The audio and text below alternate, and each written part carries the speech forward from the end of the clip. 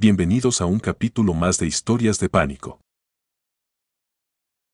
La mujer que lloraba frente a todos, testimonio en Bogotá, 1998.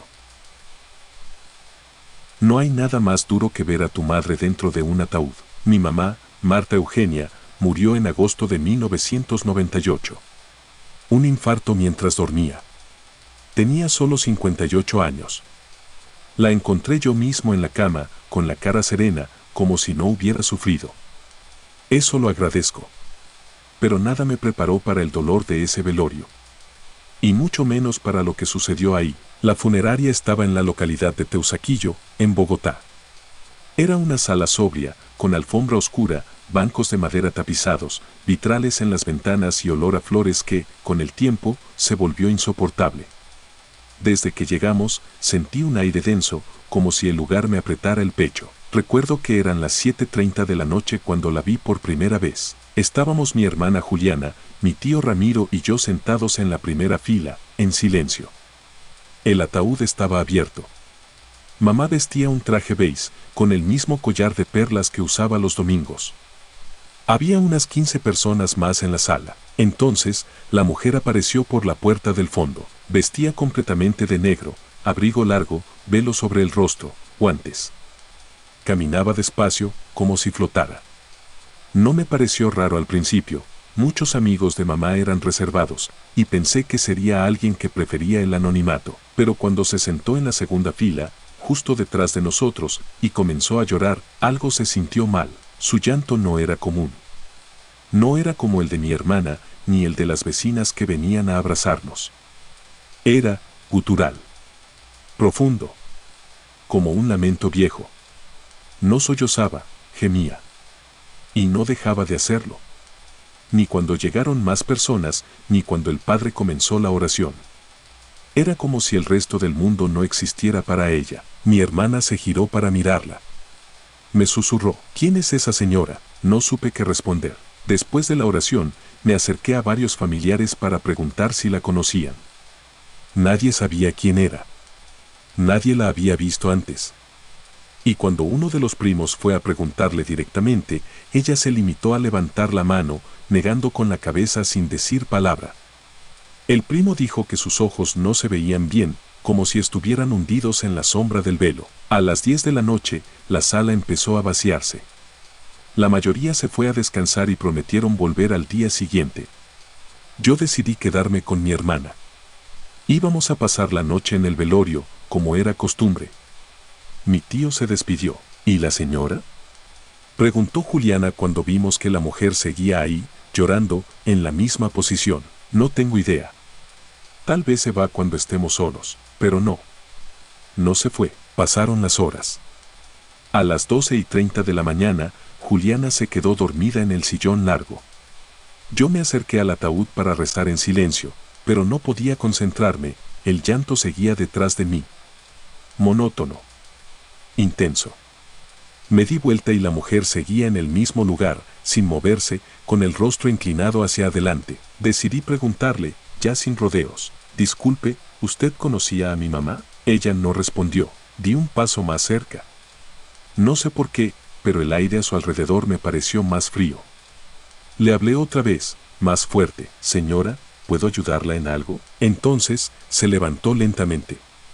Me miró directo al rostro, a través del velo. No puedo explicar lo que sentí. Una mezcla de náusea, miedo y parálisis.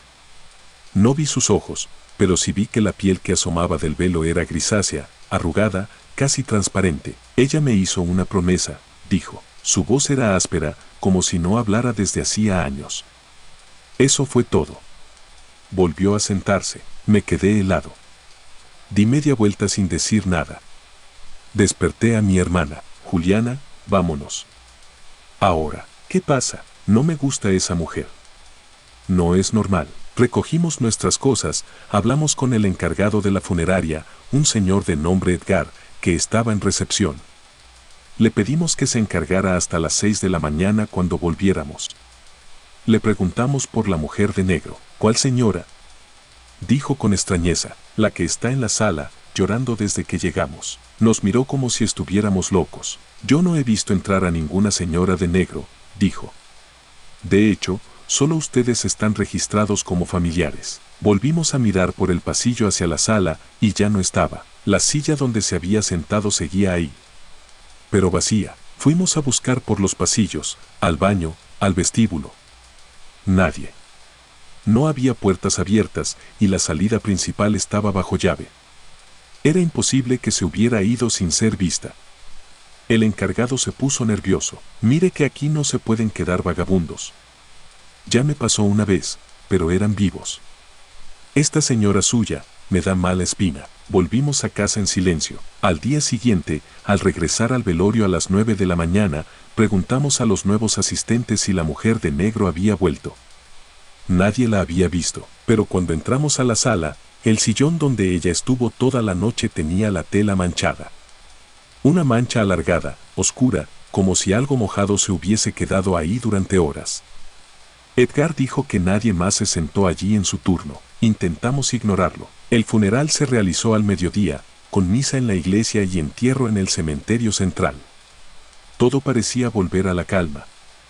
Pero el último golpe vino justo cuando el ataúd bajaba a la fosa. Un niño pequeño, hijo de una prima, señaló hacia un árbol cercano y dijo: «Mira, mamá, la señora que llora está allá, detrás del árbol». Todos miramos.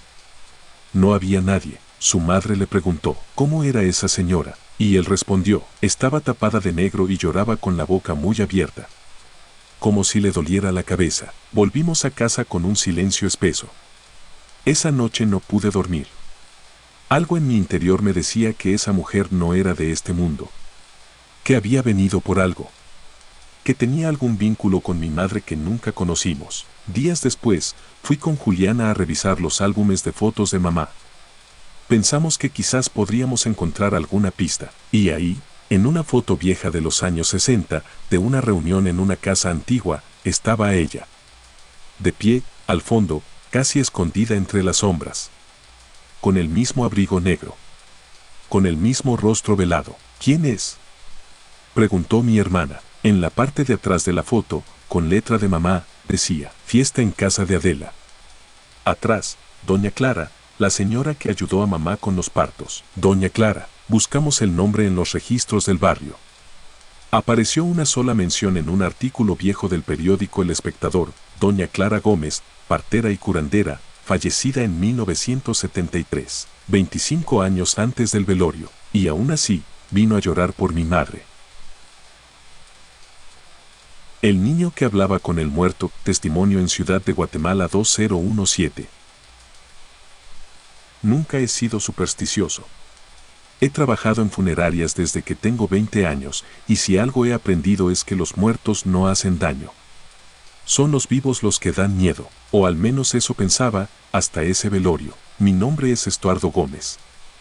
Tengo 41 años y soy tanatopractor en una funeraria bastante reconocida de la ciudad de Guatemala. Llevo años maquillando cuerpos, acomodando ataúdes y organizando servicios funerarios. He estado en cientos de velorios. He visto gente llorar, desmayarse, incluso pelear en medio del dolor. Nada me había preparado para lo que vi en el Salón 3 aquella noche de agosto de 2017. El difunto se llamaba don Adalberto Cruz, un señor de 78 años que falleció por causas naturales. Un infarto mientras dormía. Lo preparé yo mismo. Recuerdo que tenía una expresión tranquila. Nada fuera de lo común. Su familia era grande, bastante unida. Organizaron un velorio tradicional, con café, pan dulce, música instrumental suave y una fotografía del señor en la entrada. Llegaron alrededor de 50 personas. Todo transcurría normalmente hasta que noté al niño. Era un chiquito de unos 5 años. Moreno, cabello lacio, flaco. Andaba con un trajecito gris que le quedaba un poco grande y cargaba un carrito de juguete. Me llamó la atención porque, mientras todos los adultos estaban sentados, él se quedaba de pie frente al ataúd, hablando solo. Al principio pensé que hablaba con su juguete, como hacen muchos niños. Pero luego noté que se quedaba quieto, mirando fijamente hacia el rostro del difunto. Movía los labios, pausado, como si respondiera a alguien. Una señora mayor se le acercó. «¿Con quién hablas, mi amor?». «Con el abuelito. Me está diciendo cosas». La mujer se rió incómoda y se lo llevó con ella. Pero el niño regresó más tarde, con el mismo comportamiento. Esta vez, me acerqué yo. Me arrodillé junto a él. Hola, campeón. ¿Cómo te llamas? Samuel, respondió, sin dejar de mirar el ataúd. ¿Y con quién hablas? Con el abuelito. Dice que está asustado. Tragué saliva. ¿Asustado por qué? El niño me miró, serio, porque no quiere irse. Dice que hay algo allá afuera que lo está esperando. No supe qué decir. Me levanté y me alejé. Pensé que quizás alguien le había metido ideas en la cabeza. Los niños repiten cosas que oyen. A eso de las 11 de la noche, la mayoría de los asistentes ya se había ido. Solo quedaban 6 o 7 personas, entre ellas la hija mayor del difunto, su esposo, y el niño Samuel, que seguía insistiendo en quedarse junto al ataúd. Nadie lo forzaba, porque no estaba llorando ni portándose mal. Solo estaba ahí. Uno de los empleados de limpieza, José, se me acercó. ¿Ha visto al niño ese? Está raro. Dice que el muerto parpadeó. ¿Qué? Sí. Que el abuelito le cerró un ojo, como guiñándole. Fui directo hacia Samuel. Samuel, ¿tú viste que el abuelito movió el ojo? Sí. Me guiñó. Dice que lo saque de aquí. ¿De dónde? De la caja. Que no lo quiere. Eso ya me puso nervioso. Revisé el ataúd. Todo estaba como lo dejé. El cuerpo inmóvil, las manos cruzadas, los párpados sellados, el cuello bien alineado. Nada fuera de lugar, pero al volver a mirar al niño, lo vi sonriendo. No con la alegría inocente de un niño jugando. Era una sonrisa rara, forzada, como si alguien se la hubiera pegado en la cara. Dice que tú también lo escuchas, me dijo. Sentí un escalofrío en la nuca. ¿Quién? Él. Lo peor vino después. Pasada la medianoche, la señora Silvia, hija del fallecido, estaba dormitando en una de las bancas. Su esposo fumaba afuera. José y yo nos quedamos solos en la sala, revisando que todo estuviera en orden. Samuel, otra vez, estaba frente al ataúd. De pronto, el niño empezó a reírse. No una risa alegre, sino esa risa rápida, repetitiva, como de alguien nervioso o con miedo. José se acercó a él. ¿Qué pasó, campeón? Samuel no respondió. Solo siguió riendo. Luego alzó el dedo y señaló directamente el rostro del cadáver. Dice que tú te vas a ir primero que él, le dijo a José. Ese hombre, que había trabajado conmigo por años, dio un paso atrás, se persignó y se fue al área de empleados sin decir palabra. Yo me quedé ahí, paralizado. El niño giró lentamente la cabeza hacia mí. ¿Y tú? Me dijo con voz muy baja, también vas a escuchar cuando te hablen por la noche. Me acerqué a Silvia, la madre del niño. Disculpe, señora, su hijo está diciendo cosas muy extrañas. Ella se levantó medio dormida. Ay, perdone. Él es así.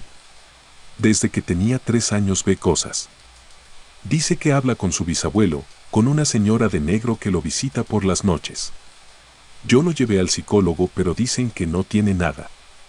Que es imaginativo. Quise decirle que no era imaginación, pero me callé. ¿Qué iba a ganar con eso? Le pedí que por favor se lo llevara a descansar. A regañadientes, lo convenció. Despídete del abuelito, Samuel. El niño se acercó al ataúd, puso su mano sobre la madera y murmuró algo. Luego, con una voz casi cantada, dijo, no tengas miedo. Yo te voy a volver a visitar. Y se fueron. José no volvió a la sala esa noche. Me quedé solo hasta las 5:30 de la mañana, que llegó el siguiente turno. Pero antes de irme, me pasó algo que no he podido olvidar.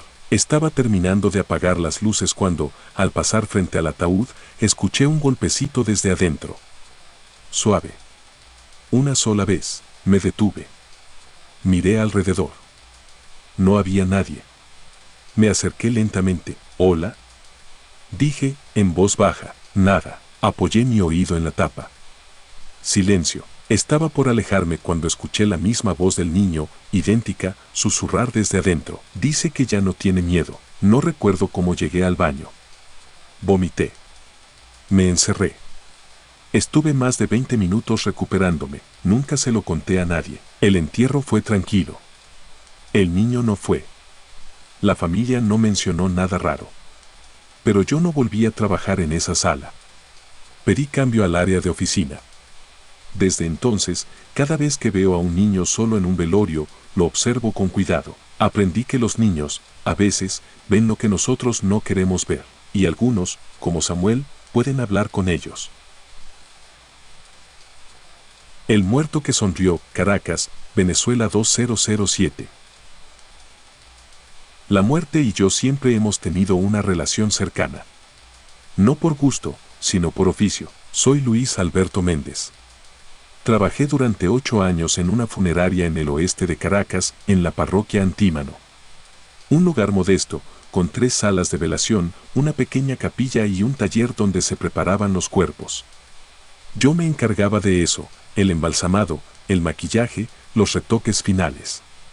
Un trabajo solitario y, para muchos, oscuro. Pero para mí era rutina, hasta el día en que vi a un muerto sonreírme. No me refiero a una expresión congelada. Hablo de una sonrisa real, repentina, como si hubiera escuchado un chiste. Ese día empezó como cualquier otro. Eran las 9:20 de la mañana cuando llegó el cuerpo de Jesús Adrián Palmar, 22 años. Muerto por herida de bala. Según el informe, fue un ajuste de cuentas. Lo mataron en una fiesta, por una discusión de drogas. 2 tiros, uno en el pecho, otro en el cuello. Falleció en el sitio. Recuerdo que su madre llegó antes que la ambulancia forense. Descompuesta. No paraba de repetir, ese no era mi hijo, él no era así, lo mataron por envidia. Tenía que aferrarse a algo. Cuando recibimos el cuerpo, me tocó prepararlo. Jesús era un joven alto, flaco, tatuado. Tenía el rostro sereno, pero había que trabajar bien el cuello por la herida.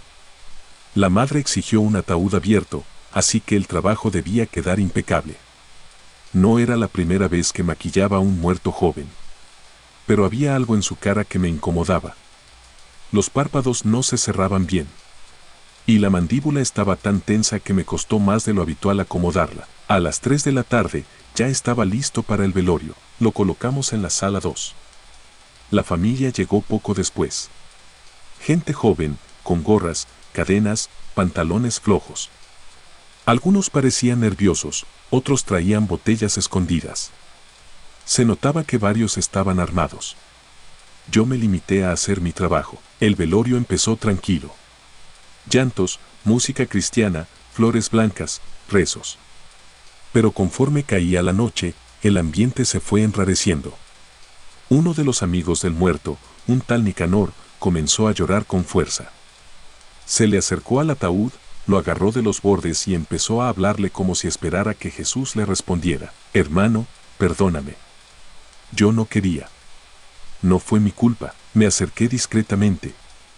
El tipo estaba borracho. Se tambaleaba. Otro muchacho lo abrazó y se lo llevó a un rincón. Pero ya el ambiente estaba tenso. A las 11:45 de la noche, la mayoría se había ido. Quedaban solo 5 personas, la madre de Jesús, un tío, 2 amigas, y Nicanor. Yo me mantenía cerca, por si necesitaban algo. El silencio era incómodo.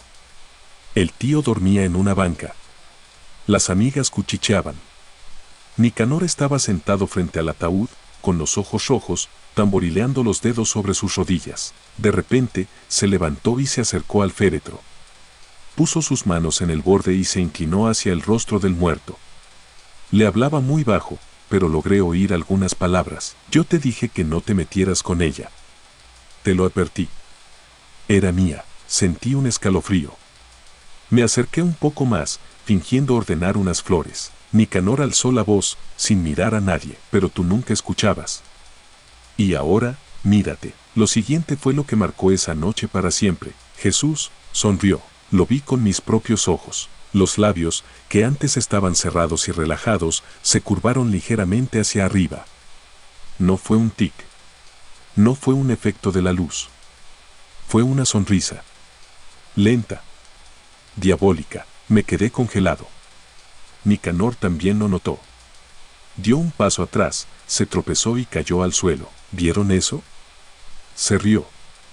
Se rió. Las 2 amigas gritaron. La madre se acercó corriendo, creyendo que era una broma cruel. Pero cuando miró el rostro de su hijo, gritó con una voz que todavía me persigue en sueños: no. No, así no lo dejé. Él no estaba sonriendo, y tenía razón, la boca estaba abierta. Los labios torcidos en una mueca burlona. Yo mismo había sellado esa expresión, había cerrado la mandíbula con hilos internos. Eso no podía pasar. El tío despertó en medio del caos. Todos salieron corriendo de la sala menos yo. Me quedé ahí, paralizado, con los ojos clavados en el rostro del difunto. La sonrisa duró unos segundos más, luego desapareció. Los labios volvieron a su posición normal, como si nada hubiera ocurrido. Respiraba rápido. Las manos me temblaban. Me acerqué y revisé el cuerpo. Nada fuera de lugar.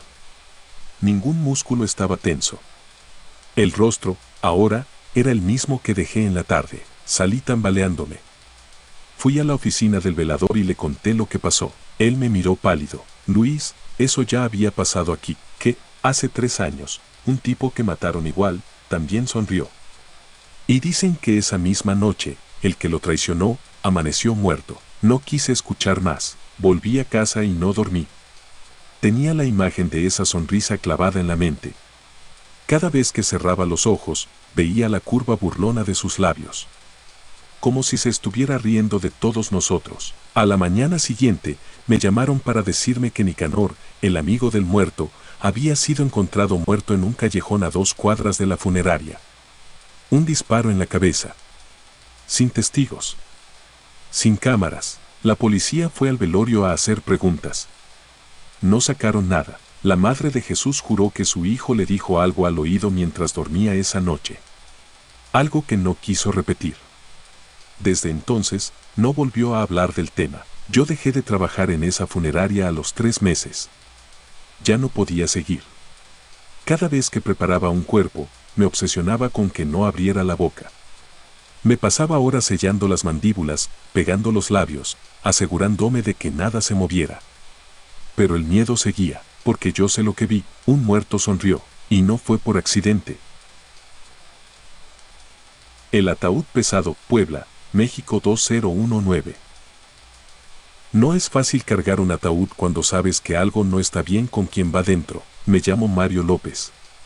Trabajo en una funeraria familiar en Puebla, en la zona de San Pedro Cholula. Llevo más de 12 años en esto. He visto de todo, peleas entre deudos, ataúdes abiertos a la fuerza, llantos desgarradores, incluso gente que se desmaya durante las misas. Pero lo que pasó en abril de 2019 me hizo replantearme si realmente entendemos lo que ocurre después de la muerte. Ese día teníamos el servicio de una señora de 74 años llamada Delfina Rosas de Muñoz. Murió en casa por causas naturales, según el acta. Sus hijos contrataron el paquete completo, embalsamamiento, velorio en la sala principal y entierro al día siguiente en un panteón privado de Atlixco. Desde que llegó el cuerpo, noté algo raro. La señora era delgada, muy delgada. No pesaba más de 50 kilos. Sin embargo, al momento de trasladarla a la plancha, sentí que el cuerpo pesaba el doble de lo normal. Le dije a mi compañero Toño, oye, ¿tú sientes esto más pesado? Sí, pero ha de ser el cajón. Está más grueso. Me quedé con la duda, pero seguí trabajando. Preparar el cuerpo fue rápido. No había heridas ni moretones. Solo me costó cerrar un poco la boca, que estaba tensa, como si la señora se hubiera resistido a morir. Le pusimos un vestido azul cielo y le colocamos su rosario entre las manos. Cuando terminamos, la subimos al ataúd y lo dejamos listo para la velación. La familia empezó a llegar a las 6 de la tarde. Gente decente, de pueblo, muy educados.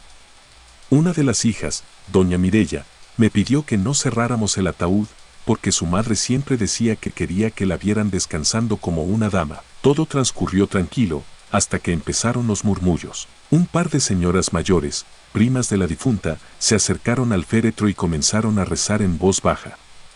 Luego se miraron entre ellas, hicieron la señal de la cruz y se fueron a sentar sin decir nada. Otra tía comentó, la casa de Delfina siempre tuvo cosas raras. Mi hermana decía que ahí se sentían sombras, sobre todo en su cuarto. ¿Y tú crees que? No sé. Pero no está descansando. A las 9 de la noche, mientras yo pasaba por los pasillos, vi a una de las nietas llorando con la cabeza agachada frente al ataúd.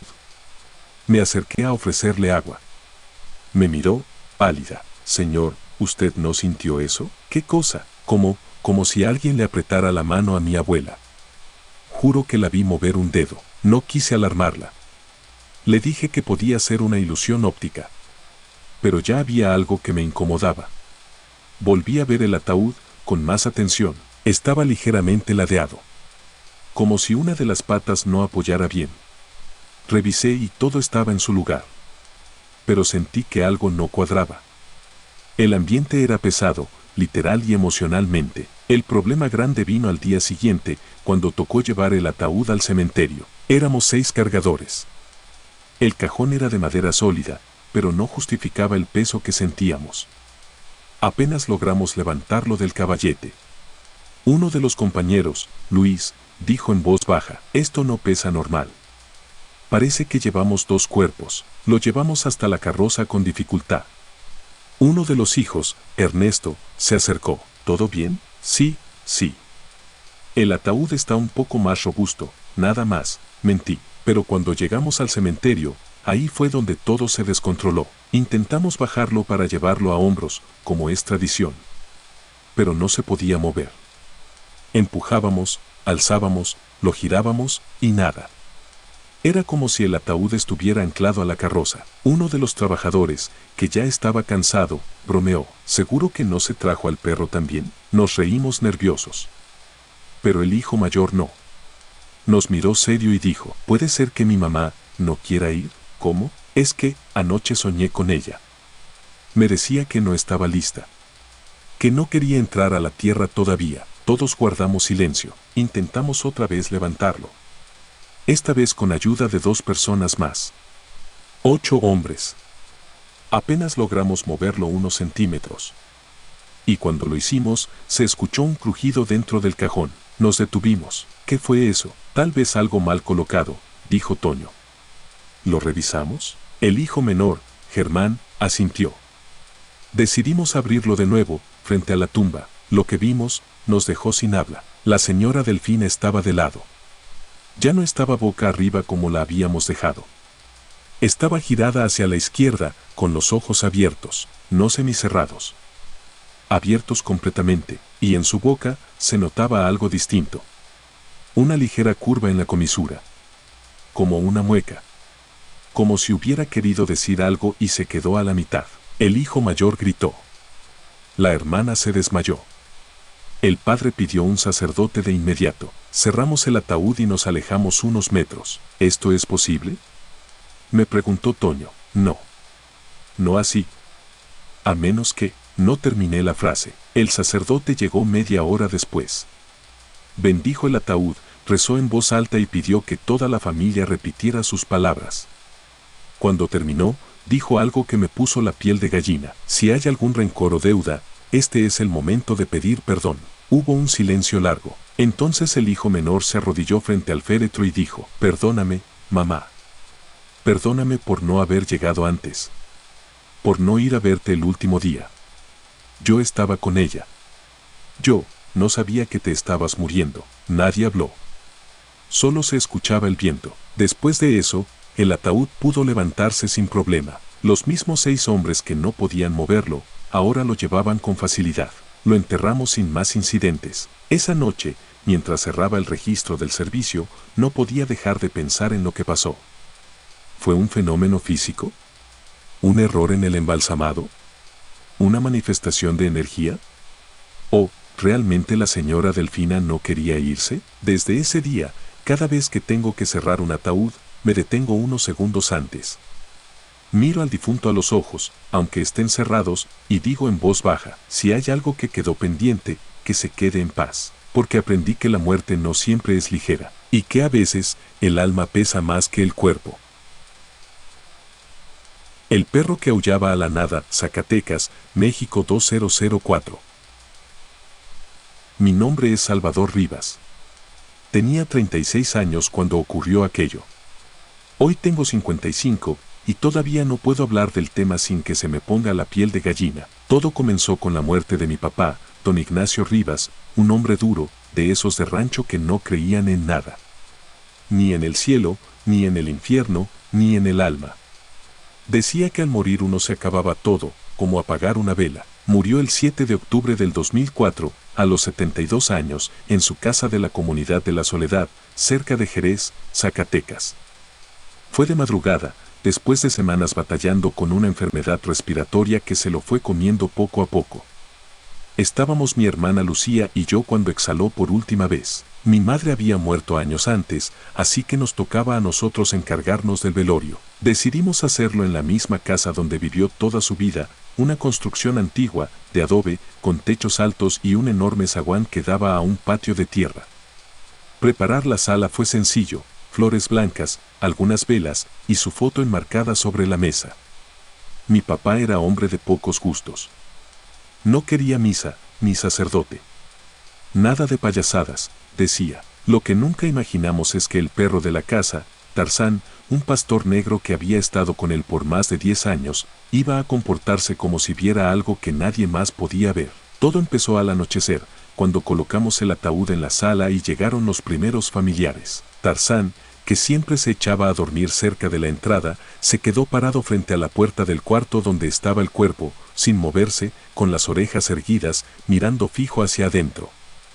Intentamos llamarlo, pero no respondía. Lucía dijo en voz baja, «Ese perro ve algo». Reímos, nerviosos. Pero al dar las 10 de la noche, comenzó a aullar. No era un ladrido. Era un aullido largo, profundo, como si estuviera sufriendo. Se sentó frente al ataúd, levantó el hocico al techo y soltó ese lamento. Todos lo escucharon. «¿Qué le pasa al perro?», preguntó una tía. «Tal vez siente la ausencia del patrón», dijo un vecino, pero había algo inquietante. Tarzán no miraba al cuerpo. Miraba un punto al costado del ataúd, como si alguien estuviera parado allí. Los más viejos empezaron a persignarse. A la medianoche, cuando ya solo quedaban los más cercanos, el perro se puso de pie y empezó a caminar en círculos, gruñendo bajito, como si rodeara algo. No le quitaba la vista a ese punto invisible. Mi primo Pedro, que es muy creyente, dijo, «Ese perro está viendo el alma. O algo que viene por ella». Nadie quiso responderle. Yo intenté sacarlo. Me acerqué con una cuerda para llevarlo al patio. Pero cuando estuve cerca, se me quedó viendo con los ojos vidriosos, y retrocedió como si yo le estorbara. «Tarzán», le grité, pero no se movió. Al final, lo dejamos. Pensamos que en algún momento se cansaría. A las 2:17 de la madrugada, ocurrió lo que nadie esperaba. Una de las velas junto al ataúd se apagó sola, a pesar de que no había corriente de aire. Y en ese mismo instante, Tarzán lanzó un aullido desgarrador, se echó al suelo y comenzó a temblar. Todos nos levantamos. Una señora empezó a rezar en voz alta. Lucía se acercó al perro y dijo que estaba helado, como si hubiera estado bajo la lluvia. Le tomó la cabeza y Tarzán la miraba con miedo. Como si no nos reconociera. «Ese animal está viendo al diablo», dijo un tío. No sé por qué lo permití, pero dejé que el perro se quedara ahí toda la noche. Y a las 3:03 de la mañana, ocurrió lo más fuerte. Yo estaba sentado al fondo, medio dormido, cuando escuché un gruñido seco. Abrí los ojos y vi a Tarzán, otra vez de pie, pero esta vez levantando la cabeza como si estuviera siguiendo algo con la mirada. Dio un paso hacia atrás, luego otro, y comenzó a ladrar con fuerza hacia el costado del ataúd. Lucía gritó, «Papá no está como lo dejamos». Todos nos acercamos. El cuerpo de mi padre estaba inclinado hacia un lado, como si se hubiera movido. El rosario ya no estaba en sus manos, sino caído a un lado del pecho. «Esto no puede ser», grité. Revisamos el cajón. No estaba inclinado. Nadie se había acercado. Era imposible que el cuerpo se hubiera movido solo. Y entonces, todos escuchamos el aullido más largo de la noche. Tarzán, desde el otro lado de la sala, aullaba como si estuviera viendo una figura frente al ataúd. Pero no había nadie. Todos estábamos detrás. Lucía lloraba. Una tía rezaba a gritos. Yo me acerqué al perro y vi que sus ojos seguían algo que se movía hacia la puerta. «¿Quién está ahí?», grité. Silencio. El perro salió corriendo. Atravesó la puerta del zaguán y se perdió en la oscuridad del patio. Cuando lo seguimos, no lo encontramos. Volvimos adentro, cerramos la puerta y nos sentamos en silencio. Al amanecer, Tarzán regresó. Con la cola entre las patas, cubierto de tierra, y con los ojos llenos de miedo. Se echó junto al ataúd y no volvió a emitir un solo sonido. El entierro fue esa misma tarde. Cuando tocó cargar el ataúd, se sentía liviano. Algo había cambiado, y lo supimos cuando uno de los hombres del pueblo, don Julián, se nos acercó. ¿Ustedes no sabían que ese perro fue el que encontró el cuerpo del hermano de don Ignacio, el que se ahorcó en el terreno hace años? ¿Qué tiene que ver eso? Dicen que desde entonces, ve cosas. Que siempre sabe cuando alguien va a morir. Y que cuando aúlla, es porque alguien más vino a buscar lo que no es suyo. Desde entonces, Tarzán nunca volvió a aullar. Vivió 2 años más y murió una noche tranquila, sin hacer ruido. Pero yo todavía cierro bien las puertas cuando escucho a los perros aullar en la madrugada. Porque aprendí que ellos sí ven lo que nosotros no podemos. Y aquella noche en que despedimos a mi padre, alguien o algo se lo llevó personalmente. La sombra que cruzó la capilla, Monterrey, Nuevo León 2015. Yo no creía en esas cosas. Nunca fui de rezar ni de andar temiéndole a espíritus. Pero después de lo que viví en la capilla de la funeraria de San Nicolás, puedo decir con toda certeza que hay cosas que no se explican. Mi nombre es Claudia Gómez. En ese entonces tenía 29 años. Trabajo como asistente administrativa en una oficina de seguros en Monterrey, y lo que te voy a contar pasó durante el funeral de mi tía Mariela, en julio del 2015. Mi tía no era una persona muy querida, y lo digo con todo el respeto posible. Era una mujer fría, muy cerrada, con una vida que siempre mantuvo en secreto. Decía que no creía en Dios ni en nada de eso. Murió sola en su departamento. La encontraron 2 días después porque los vecinos llamaron por el olor. Cuando la funeraria terminó el papeleo, nos ofrecieron un servicio sencillo, 3 horas de velación en una de las capillas pequeñas del norte de Monterrey, y luego el traslado a un panteón municipal. Éramos pocos los que íbamos a ir, yo, mi madre, 2 primas y un sobrino. Ni siquiera hubo misa, solo un responso corto que pidió mi mamá. La velación fue a las 6 de la tarde. El ataúd lo colocaron frente al altar, cerrado. No quisimos ver el cuerpo. Las condiciones en que la encontraron no eran las mejores.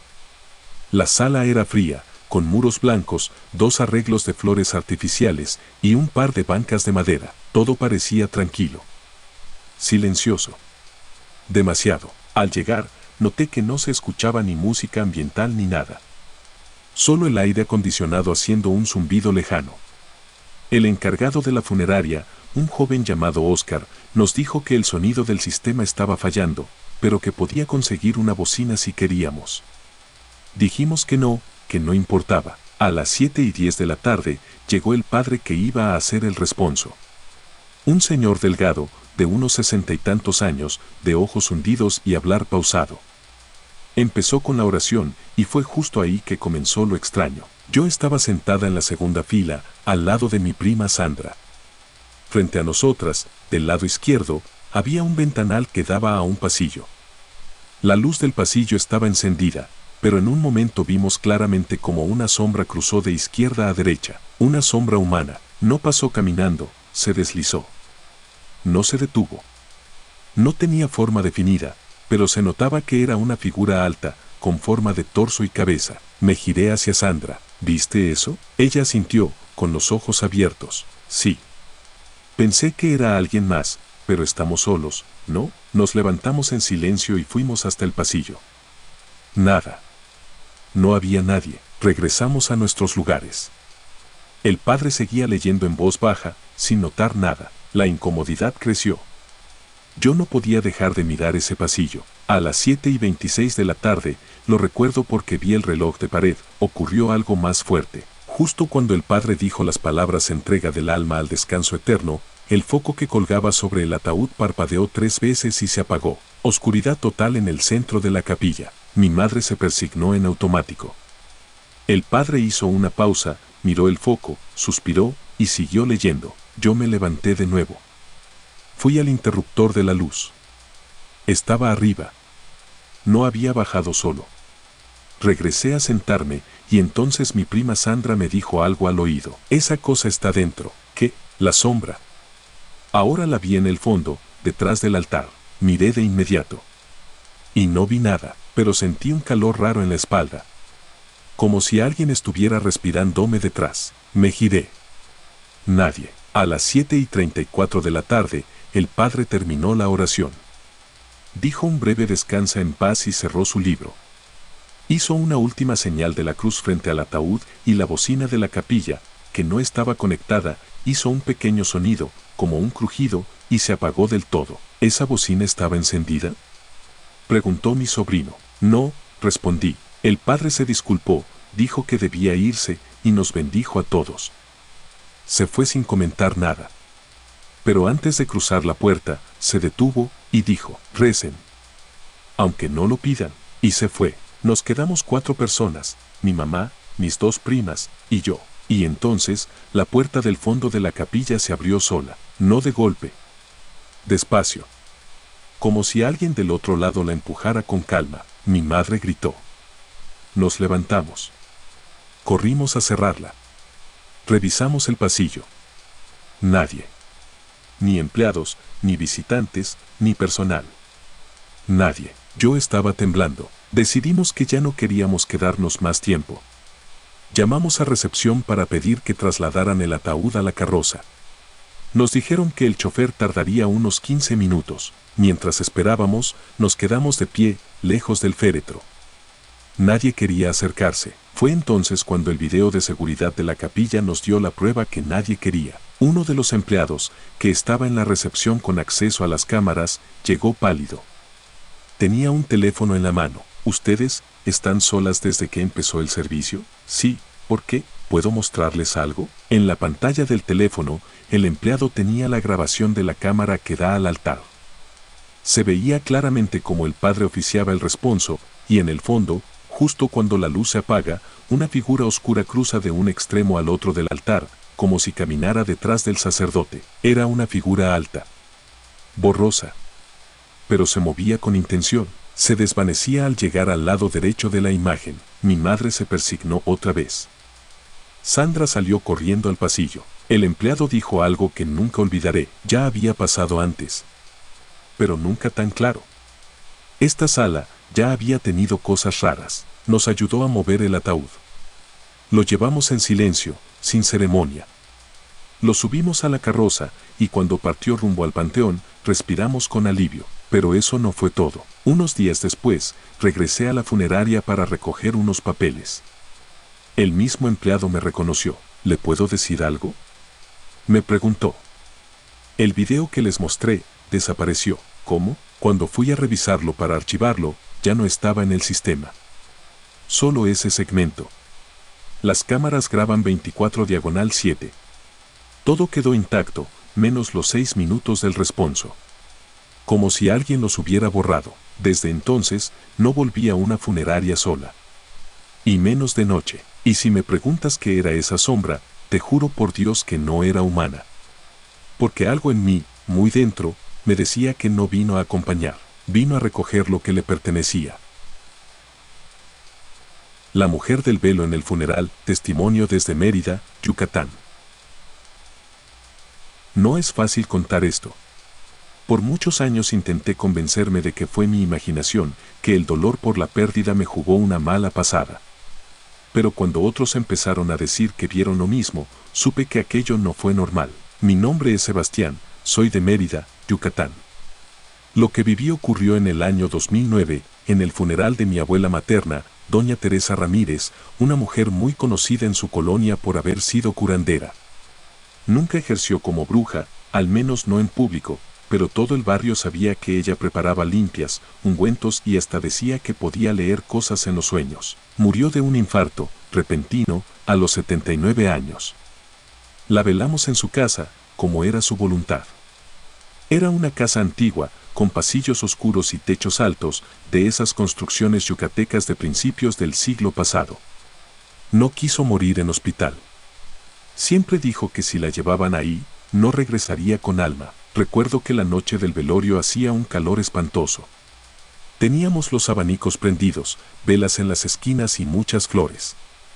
El ataúd estaba abierto, en la sala, y la mayoría de los presentes eran vecinos, familiares y conocidos que alguna vez acudieron a ella por algún favor espiritual. Aunque varios llegaron llorando, otros se acercaban al ataúd con una mezcla de respeto y algo que parecía temor. Yo estaba sentado junto a mi madre y dos tías. Entre los rezos, las pláticas de cocina y los murmullos de quienes esperaban el café, alguien comentó algo que me hizo prestar atención. Dicen que doña Teresa dejó algo pendiente. Que no cerró bien uno de sus trabajos, murmuró una vecina. ¿Qué tipo de trabajo?, preguntó mi prima. Un amarre que hizo hace años. Dicen que nunca lo deshizo.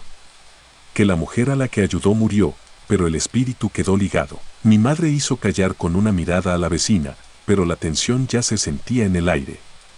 Había algo raro. Las velas empezaban a consumirse más rápido de lo normal.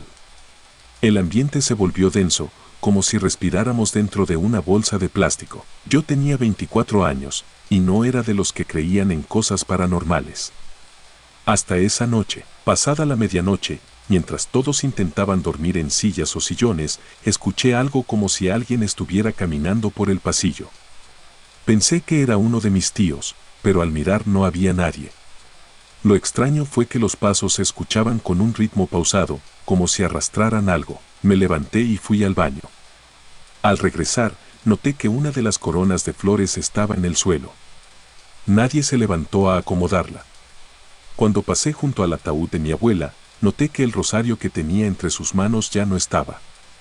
Pensé que quizás se había caído, pero no lo encontré por ningún lado. Volví a sentarme, y fue entonces que vi a la mujer. Estaba en una de las esquinas más oscuras del salón, justo donde había una pequeña mesa con fotos antiguas.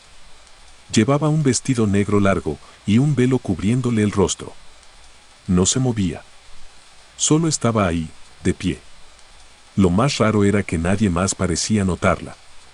La miré fijo, tratando de entender si era alguna tía que no reconocía, pero había algo en ella que no encajaba. Su cuerpo era estático, pero el velo se movía como si tuviera viento. Me levanté para acercarme, y justo cuando di un paso hacia esa dirección, se escuchó un golpe seco. Todos despertaron asustados. Una de las puertas del cuarto de mi abuela se había cerrado con fuerza. Mi primo fue a ver, pero no había viento. Nada se había caído. Cuando volvió, le pregunté en voz baja, ¿viste a la mujer de negro? ¿Cuál mujer? La que estaba allá. Miré hacia la esquina, pero ya no había nadie. Me dijo que estaba loco, que no había nadie en esa parte del salón. Las cosas se pusieron peores después. Alrededor de las 3:30 de la madrugada, una señora que estaba sentada frente al ataúd gritó. Decía que había visto a mi abuela abrir los ojos. Corrimos todos a ver. El cadáver seguía igual, pero la señora insistía, juraba que la vio moverse, que incluso murmuró algo. Nadie le creyó, pero varios empezaron a inquietarse. Algunos se fueron. Otros encendieron más veladoras y empezaron a rezar con más fuerza. Una de mis tías, la más cercana a mi abuela, nos pidió que dejáramos el ataúd cerrado. Dijo que Teresa no iba a descansar en paz hasta que se cumpliera una promesa que ella había hecho. Cuando le preguntamos cuál, solo respondió, ella sabe a quién se lo debe. Después de eso, me costó mucho trabajo dormir. Cerré los ojos un rato, y cuando los abrí de nuevo, sentí que no estaba solo. Me quedé paralizado al ver que la mujer del velo estaba ahora frente al ataúd. Nadie más la veía. No hacía ruido. Solo se quedó parada ahí, con el rostro inclinado hacia el féretro, como si observara. No me atreví a moverme. Entonces sucedió algo que me marcó para siempre. La mujer lentamente levantó una mano, blanca, huesuda, con los dedos larguísimos, y tocó la tapa del ataúd. Al instante, todas las velas se apagaron. La sala quedó a oscuras. Gritos. Golpes. Confusión total. Cuando alguien encendió la luz, la tapa del ataúd estaba caída. No rota ni forzada. Simplemente, como si alguien la hubiera empujado con cuidado. Dentro, el cuerpo de mi abuela estaba diferente. No me gusta decirlo así, pero su rostro ya no tenía la serenidad que tenía antes.